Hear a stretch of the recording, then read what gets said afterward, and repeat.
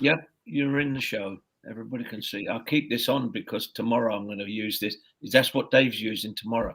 This Exactly. Right, oh, guys. Hello. This is Talking Devils. I'm your host, Wayne Barton, joined by Manchester United legend Gordon Hill. How are you doing, Gordon? You all right? yeah, very well with the stuff that's Yeah. going on. Well, something to talk about. So we decided to jump on for a very, very quick reaction podcast. Well, I don't know if you've noticed, but there's been quite a day at Manchester United. Another disastrous result, another disastrous performance. United lost 4-1 to Watford. Before we get into sort of the crux of why we're here, if you're watching on the video, give it a like and subscribe on the channel. If you're watching live on YouTube, join in the comment section as well. We'll try and get to a couple of questions while we're on. It's only going to be a quick reaction pod. Because the news is obviously a performance and result like that was going to make things very difficult for Ole to continue. And it looks like the decision's been taken by the board to relieve him of his duties. We're expecting some kind of mutual confirmation, mutual agreement announcement in the coming hours. But by all intents and purposes, a lot of reputable sources now reporting that we have indeed decided to part ways with Ole Gunnar Solskjaer. I'll come to my reaction about it in a moment, Gordon. I'm still trying to process a lot of things, to be honest. But what's your thoughts on it? It was inevitable. You can't go another game with a disastrous result, which came, I think, at half time. I think the writing starting to be on the wall for the board, the people that are involved in making these decisions. It's their business. But I think it had to come to a head. Everybody was thinking that he's turning the corner. I'd love to have seen him turn the corner. But unfortunately, that's football. Yeah, that's the beauty about the game. You don't know what's happening. And, 1 minute you're up, the next minute you're down. As we've seen by the crazy results in today's or yesterday's or today's football, whichever it may be. But the news didn't come as a surprise to me. It was just a case of, did I expect it? I think I did. I think every former player has that feeling about a manager or about why. Um, I think the media has played up a hell of a lot to people that have been. In my day, it didn't come up that much. The manager got sacked. Thanks very much. Bye bye. And then away you go. Now it's more of a massive, great inquisition, and now it's the case of saying, okay, we've got rid of, we need to make a decision. We've made a decision. 3 people made the decision. They were sitting there, and they said, listen, are you going to drag this massive, great club further down where people aren't going to be satisfied and supporters are not happy? Are you going to prolong the style of football that has not been played? And prolong it even further, Wayne. And what we've seen today is them make a decision. I think, regardless of the result, I think they'd have to be looking, regardless of the result. I mean, and no disrespect to anybody here, but the coaching staff at Man United just isn't good enough. You've got a lot of them out there, a lot of the coaches out there. They may be great in their own capacity, but not when you're handling such high volatile players as they are nowadays, with the media and everything, and everybody, having a how can I say it, having a voice. Yeah. Which becomes frustrating after a while because you can only take a certain amount. I think you could see it in the game today when I watched it, that the pressure that you could see in his eyes when a player is amazed or his eyes are look a bit, tells me that he's worried. And I think I saw that today at halftime when they showed on the 3 coaches sitting there talking. I don't know what it is, Wayne, but it's something that I couldn't explain to you, but I could feel it. Yeah. And I think the players have done exactly the same. But what I didn't want to see today was the cheerleading section of Bruno going around saying, "Don't look at him, look at us." Well, you're all in the same boat. You wouldn't get us doing that with Sir Alex Ferguson or Tommy Docherty or Sir Matt. it wouldn't happen like that. So basically, what we were looking at was, you've got to accept that when David De Gea gave the interview about not knowing what to do with the ball, that absolutely floored me, Wayne. Yeah. They are professionals. They are getting very well paid for being top of their game, and they can't go back to simple football to get things right. They can't be asked to go back to simplicity. 5-yard balls instead of 50, players, going back to the basics, which when you go wrong in a game, it's the first thing you do is go back to your basics. That's fundamentals. But for someone to come out and say we didn't know what to do with the ball, as a professional, for some of these guys that have been in a game for a few years, totally amazes me. It amazed me completely. And I watched the game through and through. And I'm saying, well, you wouldn't hear the Watford players saying that. They're trying to get out of the bottom. Yeah. And United are only 7th in the league and a couple of wins and they can start not striking again. So it's the fine line.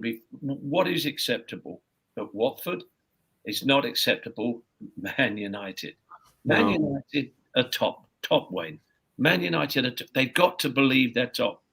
I think the next person that takes this, that goes to the helm, has got to have a no care situation, no care attitude.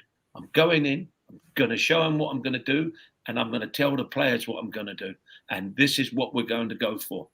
Out and out playing football, out and out. I think that was missed. I think the boat was missed on that a couple of times, and we suffered for it. Let's so Ben's just put a comment in. Hello, gents. Sad day. It actually is indeed. I'm very sad about it. I'll run through my thoughts on this quite briefly. Everyone knows that I'm a supporter of the manager anyway, whoever the manager is. So I'll always get behind them. Obviously, I've looked at the last couple of seasons and I've thought I've seen progress. I saw obviously the football's not always been great. There's obviously a few problems in that squad. But we were building. We went from 3rd to 2nd. And if you look at seasons as a whole, the football was probably, it's been good in patches, basically. And the progression's been slow, but it's been there because you can track it. But obviously the signing of Ronaldo and Varane in particular this summer raised those expectations. They moved the needle from saying, and Ole knew this when he signed Ronaldo, because that's what happens when you sign a player like Ronaldo.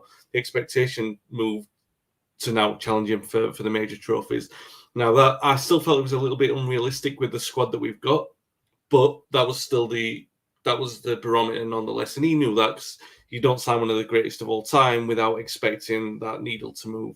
And obviously, I think in the weeks that have followed, I think there's been a general anxiety around the club that they're not ready for that. And I think a lot of players panicked that they weren't ready to make that move. And maybe that's a lot to do with this disillusion. We where you've got this impasse where you're talking about, and De Gea's not the only one who's come out and sort of intimated that the players don't really know what they're doing. And I think that a lot of them have been asked to take an extra responsibility. There's one thing that I've felt with Ole. He's a player who, like you, Gordon, you know the responsibility of playing for the club. You know the standards of playing for the club. And I think what he thought with a lot of these players that spoke for itself. And so it was kind of like opening that the reputation of playing for United would allow these players to sink or swim. So we get to this point now, the last few weeks, where they've been sinking. And when I never thought it was a case of having to turn it around until maybe the City game. I felt the Liverpool result and performance was untenable. I expected him to go that week, but I still thought, it was a blip.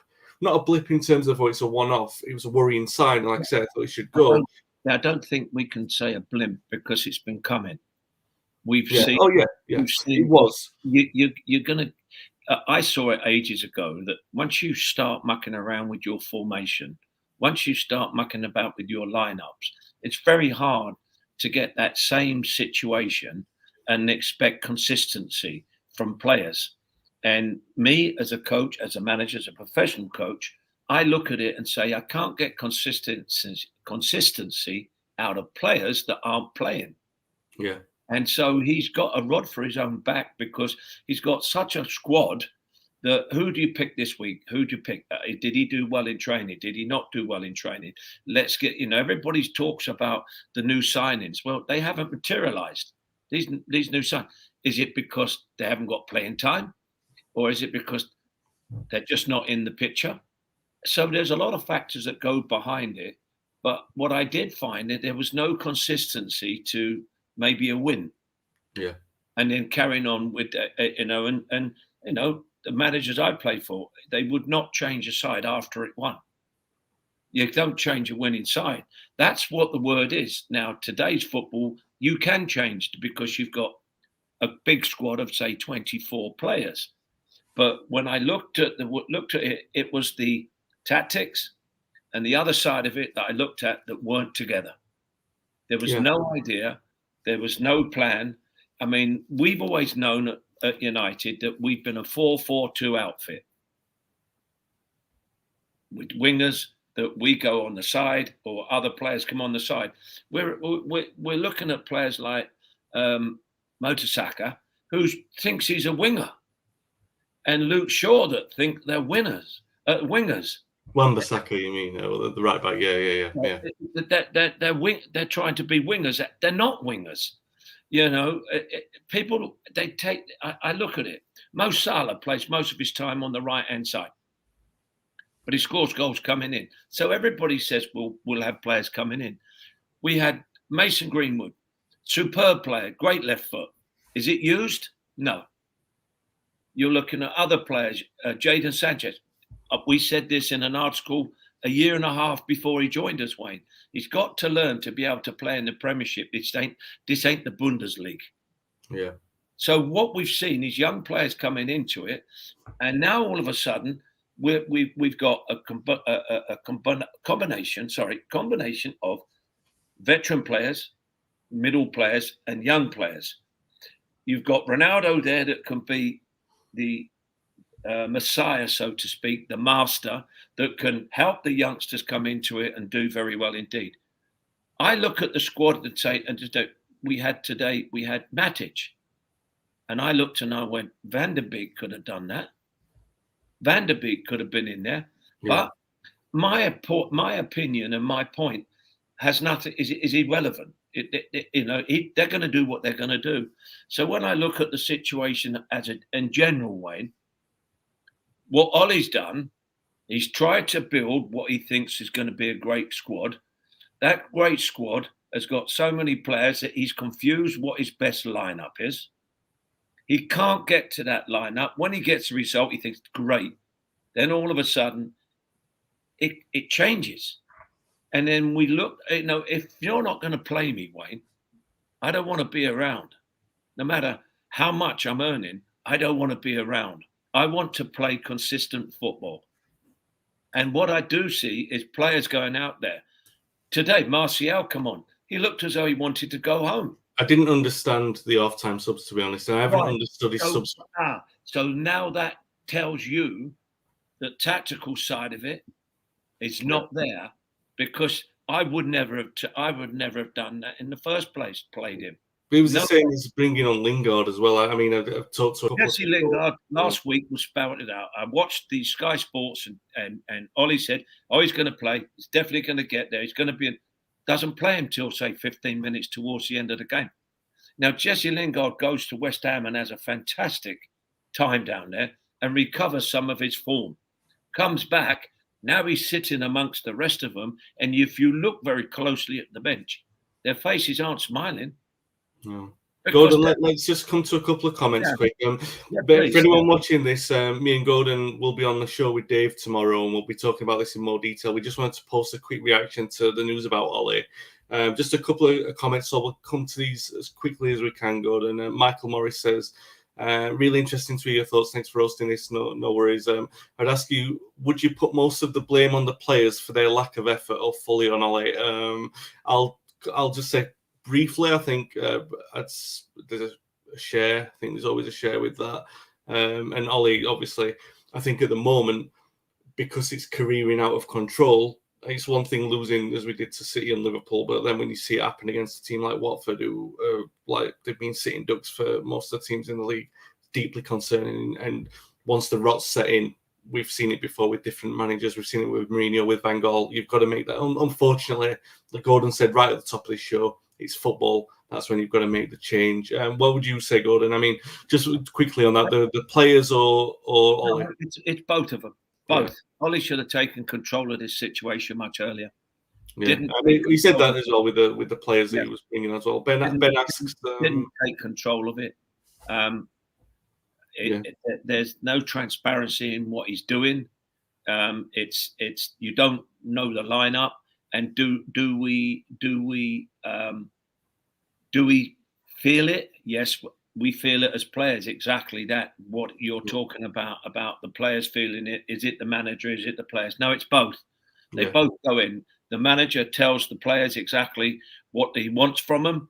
But what I do find I struggle with is we were always taught the basics, and not once as that came out of go back to your simplicity football to get yourself right. I found that we didn't want the game today. We chased the game. Yeah. There's no one taking responsibility for it, basically.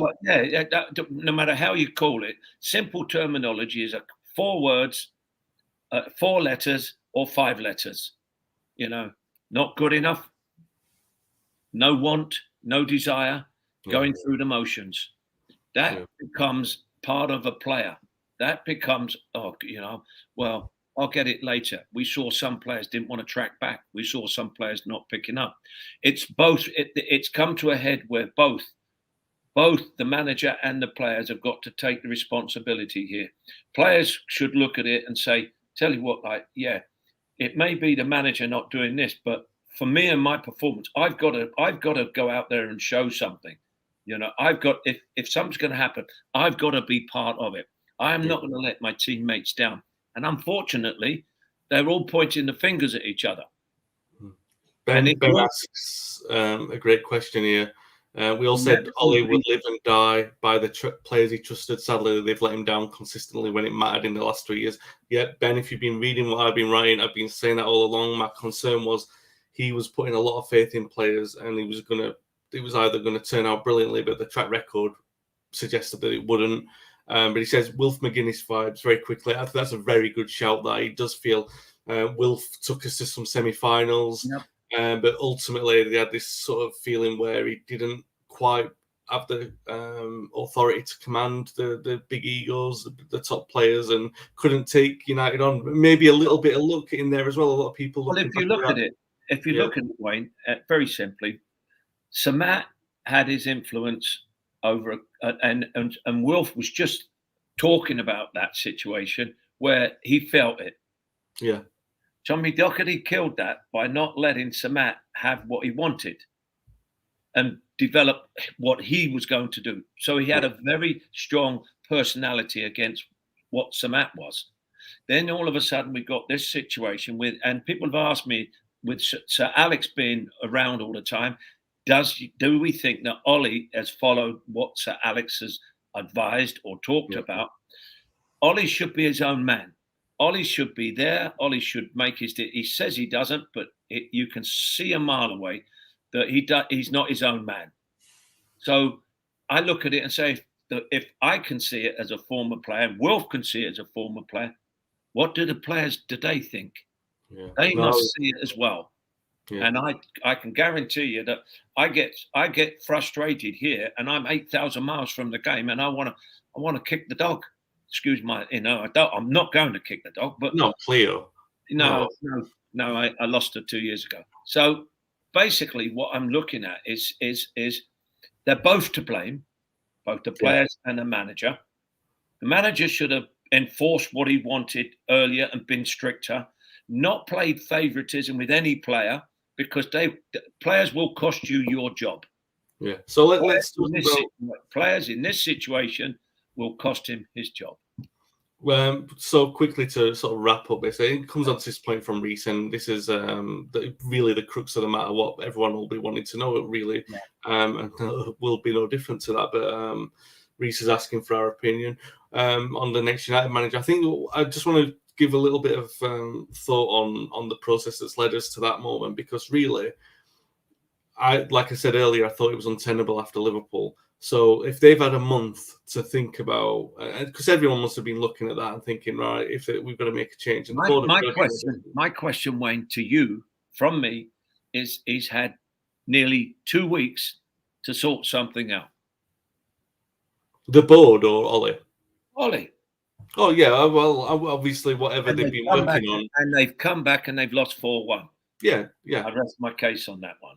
Look, I'm with you. I was like he was saying that they've had a productive time, and they obviously look at what. A quick question from Navinia: the players, even after having awful performances, have constantly hid behind Ole's back. With Ole going and someone ruthless coming in, do you think these players are in for a reality check?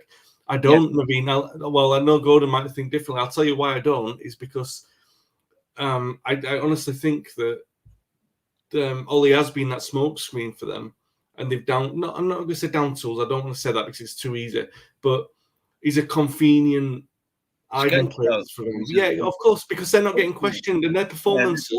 Tell it as it is, Wayne. He's going to be a scapegoat for them. Well, of course he is. No doubt about it. But what frustrates me most of all about it is that he's let it get to this situation without grasping it from the player side of it and producing it.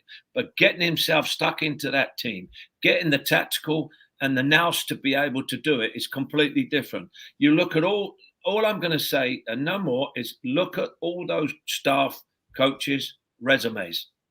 And I'm going to say no more. Yeah. Okay. So let's get back to Reese's point about who will be next United manager. And I just want to finish off on the point I was making about the journey to get to this.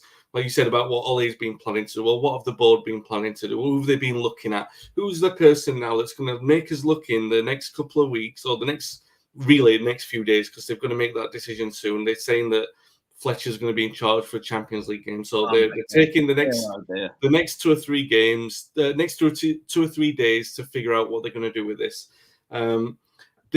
My one hope is that this is an appointment that's been planned, that they've looked at this properly, and it's not just going to be.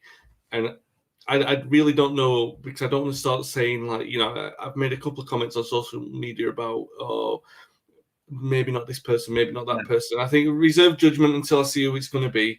I don't want to sort of say I want this and I want that. But Gordon, obviously Reese is asking, you're the legend here, and I think you commented earlier that you think Zidane might get the job, or he'd be your choice. I think you've got to have a person that's going to come in and take no nonsense and lay the law down. I think it's a case of then surely now the board or the public company have just said, listen, we've got to bring somebody in that's going to be a hard nose. And to run United and to be on that field with the top players, so-called top players, and you're going to go in there and you've got to lay the law, and you've got to lay all your demands, and you've got to bring these so-called superstars down to earth, because reality is round the corner. And if reality is round the corner, there's a case of saying, listen, you players aren't good enough, I'm going up. And the manager will look at players that he wants that will create his plan or his next attack. But for me, Zidane, bring him in, get it, tell him, just say to him, he'll have this respect from all the squad, everybody at the club, he'll have respect. Tottenham did it with Conte. You've seen Eddie Howe up at Newcastle going. You've seen Dean Smith go at Norwich, get results from their first time in.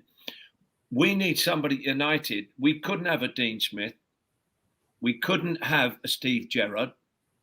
Although they're doing great, they're doing good. You need somebody that is going to come in, and whether you're hiring for a week or for 3 years or for 5 years, is going to lay the law down and is going to be real hard about it and is going to be vicious. It has to be vicious to get success at United. Yeah, Jason.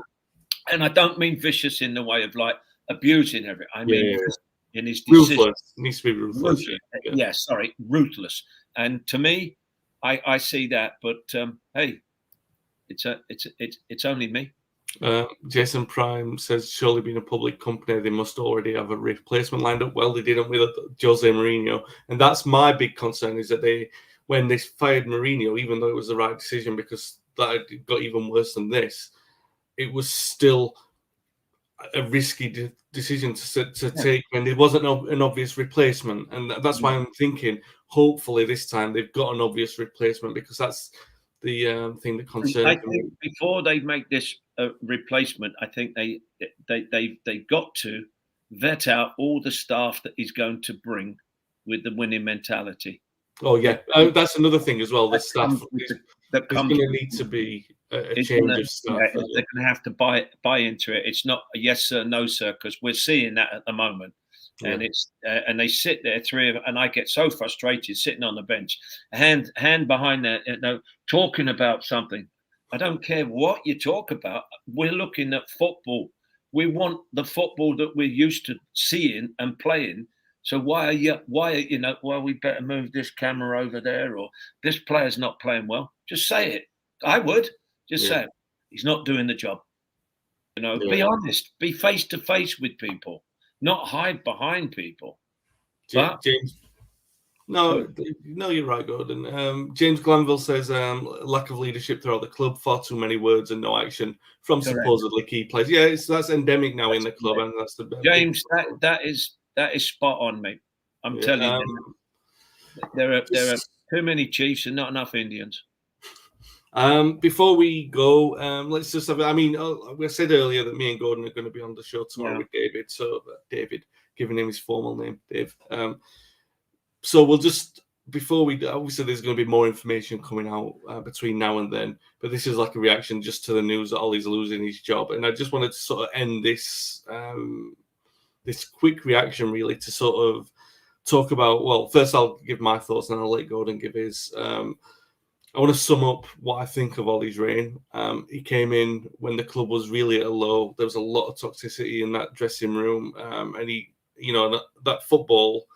I know it's not been great recently, but the football in the 4 years before Ollie took over was the worst that I've ever seen at the club. So, people say he did more than, he put some smiles on people's faces and that was about it. No, it's more than that. In the first few weeks and the first few months, I thought he showed a lot of tactical nous, even with players who weren't going to be there for the long term, like he was putting Lukaku on the wing and he was getting results. In big games, he was doing quite well. And then he's got his signings and he's been backed. And we progressed, like I said. I saw progression. I wanted us to get one of those trophies, really, because it'd kick on, because it'd make him, like we were talking about, Wilf McGuinness, that little look in getting over the line and getting a trophy would have made all the difference in terms of making him look like a serious contender. It didn't happen, and it's a results business. Ollie played for Manchester United for a long enough time to know that that's the reality of playing for the club and managing the club. He knew that the results, if they weren't, or the results on performances, if they weren't there, especially the way that he's talked this season, he knew the standards of the club. He knew what he was setting himself up for when he signed a player like Ronaldo. He's like, okay, this is the way it's going to be. These are standards there. And we haven't progressed, unfortunately, and we are moving backwards. And in these times, what Gordon said it earlier about the squad management, it's like you can tell that there's panic in the decisions and there's been panic in the selections and the formation changes, the use of the subs when a lot of them have been, like Van der Beek and Sancho were brought on against Atalanta with a couple of minutes left, and it wasn't quite throwing the players under the bus, but it felt like you weren't giving them a proper chance and you were calling on them in times of desperation, and it was looking desperate.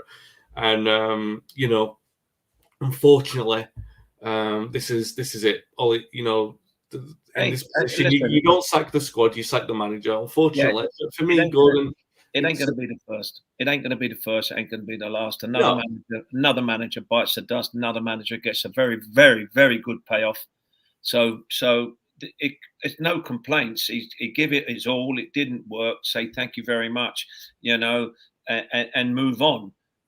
You look at it. It's a happy player will give you everything he's got.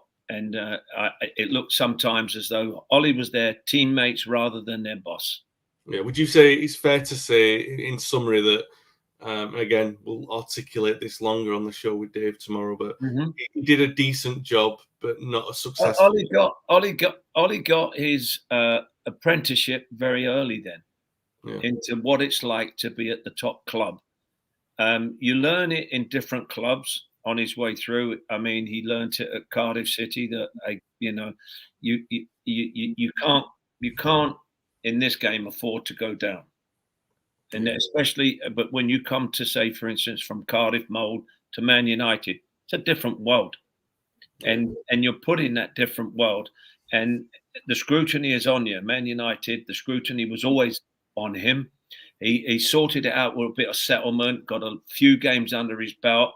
But it was missing that winning mentality, which I saw coming into it as I saw the players and watched some of these players. They're great when they're winning, but they're absolutely awful when they're losing and they don't know how to get out of it. Yeah. And I looked at it and it was like, let's take one match at a time. And then if we do well, we'll carry on, but we'll change the lineup instead of saying, right, these are going to be this. He's got 24 players. If those players want to play on that field, they've got to be better than the players that are on that field. You either get substituted because you're tired, you're injured, or you get sent off. So if you're producing it on that field, the person that's on that on that bench should be trying twice as hard to get in the team. Now that's what you call competitiveness. That's competitive. That's competition. It didn't show for me. I didn't see it. Yeah. I thought that it was just a case of, okay, you take your tracksuit off, warm up. We'll give you a crack at here. And you look at the frustration on the players. You're not dealing with kids. You're dealing with experienced professionals that they would rather be playing than take some of the money. I know they're getting fortunes. So they better start producing it. And I think if they're not producing it, then they don't play. That's where you've got to break it up. If you're not playing, you come to me. You're definitely not going to get a game. You've got to put a little bit more in. What you do Monday to Friday gets you in on a Saturday. Not, I'll forget about the week, but my name is such and such. He's going to play me any road. That don't work. And what we need at the moment, we need that endeavor. We need that fight, that want, that desire, put everything to the side. Because I know that if you do that with United supporters, they will see it.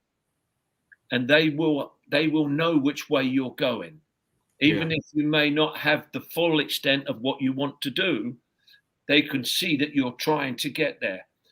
I, with Ollie, saw ups and downs, hills and bumps. I just never saw where it was going up and up and up.